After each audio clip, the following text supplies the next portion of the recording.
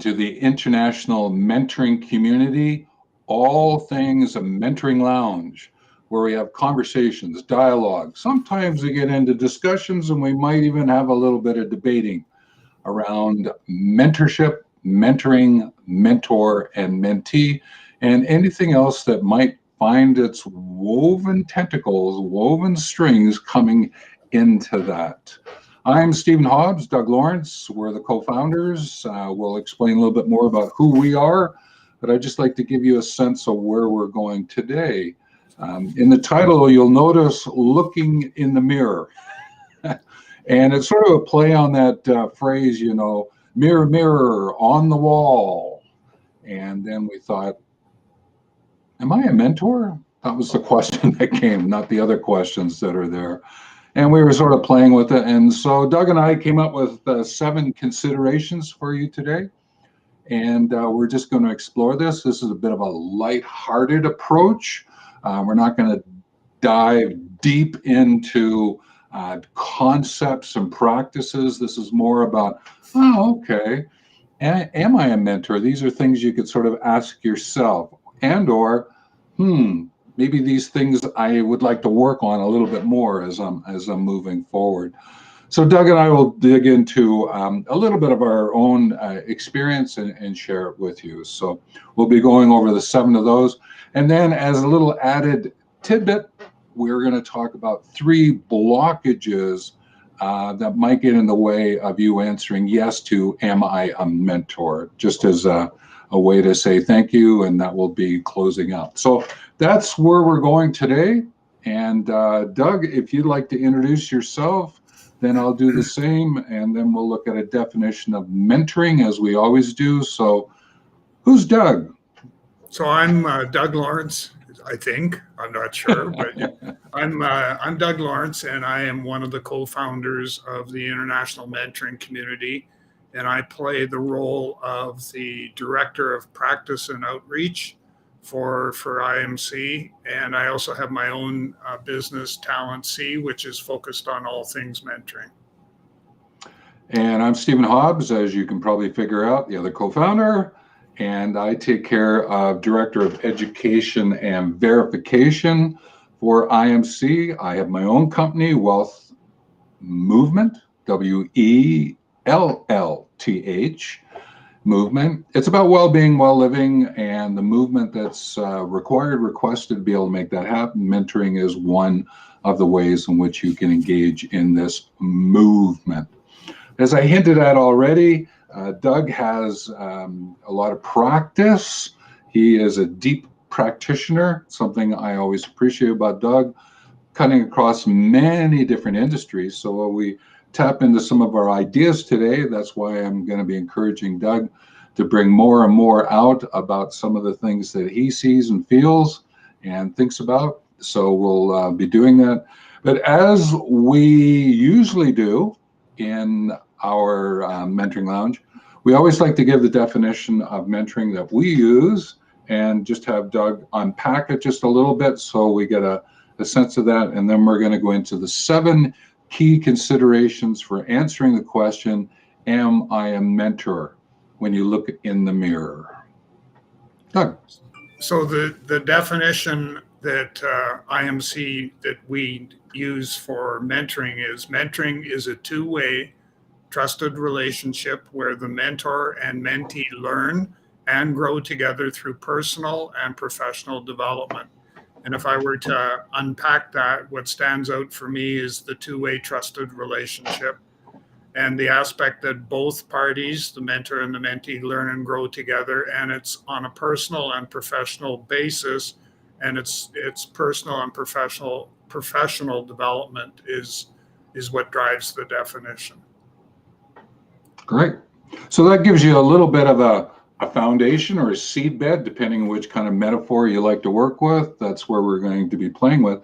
But I'm going to ask Doug this question. Again, I always enjoy asking Doug questions, and I don't give him a head start. This is where we're going with it. How did you know when or where I am a mentor? What was it that clicked you in? I'm a mentor. it goes way back to probably 2009. And I was actually doing what we're talking about. I was actually mentoring university students, college students, and that to help them get into the job market. And their relationship ended up being being one that had sort of morphed itself from with me job coaching versus mentoring.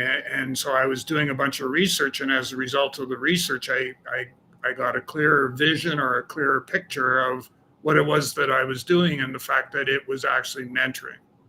And I went, oh, now I know what I'm doing. And I was able to move forward with that. And it's a long, long story, so I won't get into it, but suffice it to say that it was probably at that time point when I had that epiphany that this is actually mentoring. And the research showed me a couple things. Number one, that there's education that needs to be provided, and that could be done. Number two is that there is no certification process for mentors. So how are we going to deal with that? And that's the path that I started. That was my vision, was to create that independent certification body for mentoring, because it did not exist. Yeah, and just to sort of add to it, my arrival at the word "I am a mentor" actually came about because I played more as an instructor, sometimes teacher, but more an instructor. I played a lot with facilitation. I attempted to work in the world of coaching, and whoa, I shuddered when I got into that one because it just didn't meet my heart. And I started exploring mentoring, and I just went, hang on, I think there's something here for me about how I would like to be with the mentee, the learner, the protege, whatever it might be, just so that I could be more present with them. And that's when I started to explore. So that was about 15 years ago when that started to take place. I still did a lot of facilitating and instructing and all that, but I kept moving. And I find myself, I actually use the term, I am a facilitative mentor. So I am a facilitative mentor. That's how I sort of describe myself. And I write about who I am and what I'm doing and offering. And when I met up with Doug and he was looking for the certification story, I said, I think I've got a way that I can help you. And we got together and we created the International Mentoring Community. So thanks for answering that question, because I think it's great for people to know a little bit more about our background and as we move into it. So we have someone in from Kenya, and I know who that is. That's Festus. So welcome, Festus. And what we have is the 7 key considerations for answering this question, am I a mentor? And the lens that I would encourage you to look through would be something along the lines of continue, stop, and start. This is just a way in which to look at it. So when we share the idea, is this something I want to continue? Is this something I want to stop around what's happening? Or is there a start component here?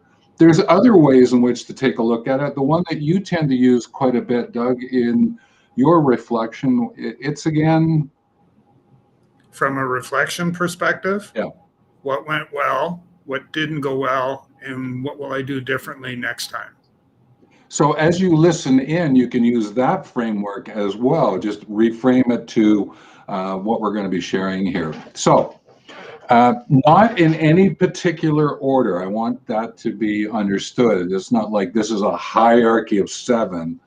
These are just ideas that we wanted to share. There's a little bit of word similarities. The first 2 start with have, then it's willing, then it's able, then it's ready. So just to give you a sense of where we're going. So the first one is am I a mentor? Is if you have lived experience and you've had an opportunity to reflect in and on that you're willing to share with others that lived experience, what you have gone through, what you have brought in, the concepts that you've learned, the the practices you put into action, the things that you have done, and you has spent some time reflecting on those so that you have a way in which to summarize it, which we call lived experience, then that's something that you would tap into when you declare yourself, I'm a mentor.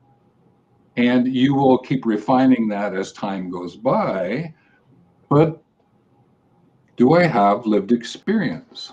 Now, Doug, you've got a bit of lived experience, don't you? A little bit, yes, a little bit. And I think the thing that's important is that with lived experience, especially if you're using that in the process that you're working with somebody else, is that that lived experience needs to be relevant to the situation that you're discussing with your mentee. Because if it's not, then you're going to sort of be like a ship wandering through the night, waiting, for the foghorn to go off to guide you to where you need to go. So what I find is that I'm always asking myself, okay, I have what I think is the lived experience that's relevant, and I kind of play it back through my mind. And that's where the reflection comes in, where I can reflect before I share this with this person, is this actually relevant? But there is opportunities. It's not like if I'm a project manager and I have lived experience as a project manager, I can only mentor project managers. We don't want to get into that complete statement. Is that by learning about mentoring and you have the lived experience as a project manager, you can bring things over. If you were to be having a conversation with a youth at a school about, where am I going? And you could be talking about projects as a way in which to take on activities that they could use to increase their own lived experience. But I think there's a point that you're raising, and let me know, okay, is that there's a point where you've got to go is, look, my lived experience and what I'm chatting and I'm mentoring, if it's not going to be of assistance, it might create harm or whatever, don't go into that lived experience, all right? But the notion of mentoring, it does give you an educating approach that allows you to share and speak with a lot of persons, but just be alert that you're not crossing lines. Like, for example, don't go into counseling because that's not what this is about, but also about what you are looking at, the lived experience you're sharing. Just be alert to the lines. Am I fair with that, Doug, as well? Yeah, and if I misled our listeners, I didn't intend for that to happen, because for me, when I talk about relevance, like, it has to be a relevant thing. It can be, doesn't matter the industry at all, it's the situation itself. And I'm looking for that lived experience that's relevant to that situation, and setting aside whether it's in the health industry or whether it's, manufacturing, whether it's education, or doesn't matter. The industry itself really doesn't come to play in that at all. It's do I have lived experience that I can translate into something meaningful for that person, for that particular thing that we're talking about. So there's a sense of alignment between you and the mentee, so that the mentee can figure out, using something like, it's called adaption, right? To adapt so that you can adopt or adapt, Right. right? But if you were giving them something that's complete, well, hang on a minute, this is like two completely different ideas. What's going on here? That's not necessarily mentoring. That's called confusing. Yeah. All right, at this point in time. So good point. I'm hoping that you start to see how important it is, but you don't have to have a strict line of engagement when you mentor, but find the greatest alignment so that a person can adapt and adopt. That's really very helpful. So I think we'll move on to the next one. What we'd like to offer is have a sense of self. In other words, is that you know enough about yourself that when you present who you are, it is being fully human, being natural, being you. So I'm presenting, right, this is me. This is Stephen. I don't have airs and graces or anything that has a mask. Oh, who's this guy? No, this is me. All right. And I'm sharing it. One of the things that I've come to really appreciate about this statement about have a sense of self is that what I'm doing is progress over perfection. I think younger years, I attempted to do a little bit more perfection. I'm not going to let this go. I'm not going to say this. I'm not going to submit this project. This letter doesn't go out because it's not quite perfect. And I've started to learn now is, hang on a minute, progress, because with the progress, in other words, being myself and interacting with others, definition, two-way. Oh, I can get feed forward from my interaction with people, which actually helps me to deepen and enrich in my sense of self. And that's what's so beautiful about mentoring is if you're totally open to that, just simply by sharing and caring, it's also caring for yourself. And I think that that is really a beautiful storyline that goes with mentoring. So have a sense of self. Doug, any thoughts on that one? The big thing for me is that I when I think of sense of self, I want to make sure that I'm whole as a mentor, that I have looked within to make sure that I'm, if I'm struggling with things like self-esteem, self-confidence, and all those sorts of things, that I'm able to use my lived experience to be able to deal with some of those so that when I do go into having a conversation, that I have a strong sense of self and it's one that's in a positive state versus a negative state. For sure, which actually I think leans into the next one, which is willing to help. Now, willing to help, sometimes people want to help, but they really haven't figured out their sense of self or understand their lived experience. They're just rushing in, I'm going to help with this. Really what you got to do is you sort of got to step back and say, okay, if I want to help, here's an alert notice that should pop up. All right, and I'm going to use the word should pop up. Okay, I don't often use the word should, but should pop up, which is in the words of the mentee. Because sometimes what happens is I'm willing to help, and you come in and you start sharing, and it's your language, it's your words. And one of the things that I learned from Nelson Mandela is if you do that, the best you're going to do is touch the mentee's head. But if you have a sense of self, your lived experience, and you interact with the words of the mentee, in other words, help through the words of the mentee, so that you meet them where they are and guide them where they want to go, they'll usually end up with you somewhere which is a benefit for both of you because it's two-way.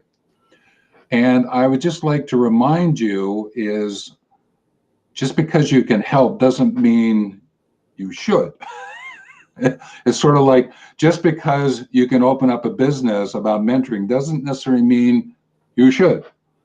You have to take into consideration what does help, what does it mean to serve, and truly understand what those mean. Understand your point of view about those, not that you're going to, this is my opinion of it, right, or anything, or I'm going to use someone else's view of it. It has to come from, I believe that I can be of service, and I can be of service in this way because I have a sense of self and my lived experience can contribute. Thoughts from your end? The aspect of the being willing to help, and in the words of the mentee, where that takes me is to effective communication and the skill of active listening and hearing. And if you're not paying attention to, what your mentee is saying, you're going to not be in a position to be able to actually provide help. And in fact, what will end up is I can see where a mentee could turn to the mentor and say, you're not listening to me.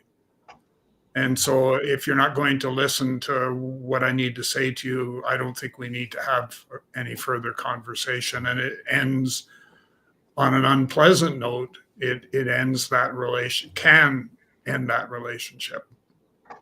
And there are ways to bring it back because, again, this two-way is that if you're willing, which links into the next one, number 4, if you're willing to learn so that you can know and do, mentoring is a great way to have that happen, because in your conversations that you're going to have, these collaborative conversations you're going to have with your mentee, it allows you to learn, because there are things that are in the foreground of the conversation, but in your reflection, you might go, oh, hang on a minute, I hadn't seen it that way.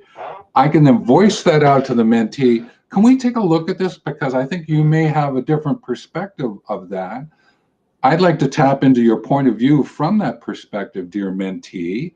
And we see that happening with someone who might be someone who's a manager leader and might ask one of the employees, you know what, I would really enjoy if we could enter into a little bit of a mentoring conversation, because I think there's things that you are aware of that would be of value to me to help me in the ways in which I manage or lead. And that's where this notion is, are you willing to learn so that you can know and do and find a way in which to do some shifting? All right. I've had people that I've talked to, and they say, well, look, this is the way that it needs to happen. This is how you do mentoring. And I just, hang on a minute. And then that's when I go back to the definition that we use. Is this two-way for you, or is this one way? And then that sometimes you could see that light bulb, that reflective light bulb that sort of, oh, hang on a minute, right? Oh, yeah, right. I haven't been willing to learn, when in fact, willing to learn is one of the key considerations. Am I a mentor? I am willing to learn. Thoughts, Doug? Well, and it's all part of continuous learning and continuous development as a mentor. So being willing to learn, to be open and receptive to receive whatever is going to come your way to help you improve. How I guess I'm searching for that deeper, richer mentoring experience. So continuous improvement is another. You use the word improve, but sometimes people talk about continuous learning, continuous improvement. So that's all in that banner. True? Yeah, true. Yeah. Okay. The next one, there's 2 ables here that I'd like to share. The first one is able to assign resources. Now, the resources that I'm sharing here is time, effort, and money. Is that when you enter into mentoring and you are a mentor and the mentee, there is time, effort, and money that you're putting into it. And the money may even be putting out for a cup of tea for yourself. And maybe you'd like to treat the mentee, but again, be alert to that. Sometimes it might be better you get your drink, mentee gets their drink. Again, these are things that you'd have your conversation. But it's this notion of time and effort. And this may be, I might be getting on my soapbox here, Doug, so just bear with me, okay, a little bit. One of the things that people talk about is time management. I have to figure out how to manage my time. Well, time is a constant. I think what it is really about action management. How do I manage my action? So as a mentor, while I'm mentoring, is how do I manage the resource of my time and effort here so that the actions that I take are of benefit not only to the mentee, but myself, and maybe the ripple effect out.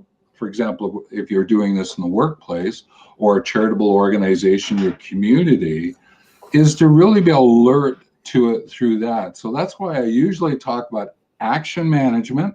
So I'm going to step off my soapbox now, rather than time management. Any thoughts around that, about willing to assign resources, time, effort, and money? Well, but I think you've touched on a great point, is if you look at the profiles for the certification process, it very much focuses on action outcome statements. And so it makes logical sense that, we need to be, as mentors, we need to be in a place where we can actually assign resources, time, effort, and / money if need be, in order to be able to actually deal with those action outcome statements. So if I want to be able to, to be able to move forward with the whole idea of moving forward with improving the mentoring process, I need to be able to deal with those action outcome statements. And so therefore you need to be able to assign the resources that's going to help you get there. For sure. So the next one is able to commit, to follow through, and the courage to make it so. If you're going to make a promise as a mentor, then commit to it and follow through. If it requires an adjustment, then you ask to make a recommitment. Be out on top of the table. Be in front of. All right. Don't let it slide. Sometimes people speak in what I call estimates or expectations. And the thing is that, well, we'll get together and I'll probably have an answer for you next time we meet. Well, that's what I call more of an estimate, sort of a sense of an expectation, versus, you know what? I'm going to look into having a conversation with two of my people, and when we get together, I'll share with you what I found. But I'm also going to ask you to dig in yourself, dear mentee, and see what you can bring. So when we come back together, we can have a deeper, richer. That's a commitment. And then actually follow through with that. That is important. Okay. And the courage to do that, to stand in that commitment, that is so important. Because unfortunately, a lot of people will take estimates and assume their commitments. Then that doesn't come to fruition. They get disappointed. It erodes the trust. Respect goes down. So really understand that, am I a mentor? Yes. Am I going to commit and follow through? Yes. Do I need to make a recommitment at times? Possibly. Then make it. Thoughts? Yeah, and for me, what also, as you were talking, explaining that, the two words popped out, and the first was role and the second was model. So as a mentor, I need to role model the aspect that I am committing to the journey that we're going on together, that I will follow through on the actions that I'm, accountable for. And I am wanting to be able to demonstrate that I have the courage to make that all happen. Yeah. And one of the things to realize at this point in time is that if you don't have the answer to the question, then you can say that, because that's a commitment. I make a commitment to go find something.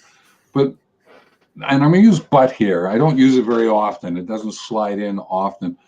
But this is an opportunity for you to say to the mentee, dear mentee, why don't you bring something to the next conversation? I hinted at that, about a minute ago, but I just want to reiterate this, because you don't want to come across as, then it sort of feels a little bit more like I'm an instructor. I'm going to go find something. I'll share it with you. I'll explain why we're going to do it. And if you adopt it or adapt it, that's up to you. No, well, you want to come back to the conversation, the collaborative conversation. So I just wanted to add that as well. Number 7 is, are you ready to share the legacy you intend to live? As a mentor, there's a legacy story here for you.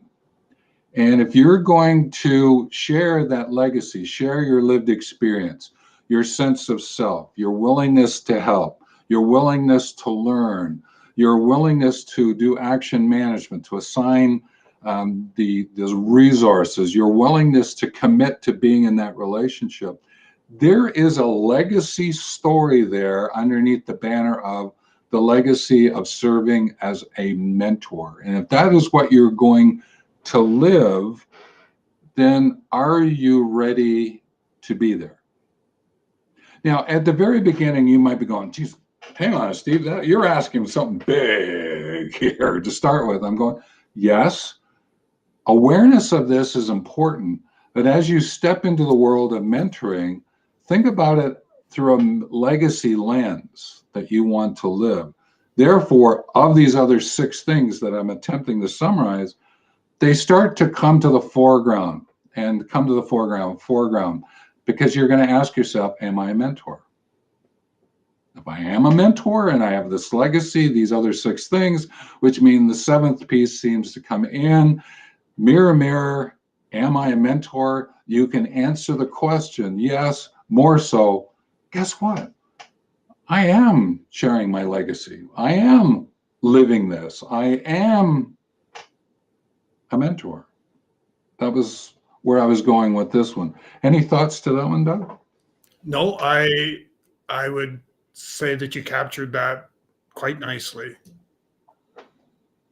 Okay. So that's great. There's 7 considerations for answering that question, am I a mentor? But guess what? We also know that it is possible to get blocked. And 3 blockages that we just want to briefly mention, because I think it might be worth going into these in another video and really get into them and how we can deal with them. But for now, there's that but word, see? And for now, these 3 blockages we just want to bring to your attention are doubt, ignorance, and complacency. So sometimes what happens, to be and learn, there may be doubt there. I don't know enough about myself. I may not know enough about learning. So that brings out doubt. Ignorance could be about what do I know and have? In other words, maybe I don't know something and I don't have experience this way. Therefore, I have a bit of ignorance here. Not that I'm an ignorant person. I just have ignorance about the knowledge and the skills that are necessary.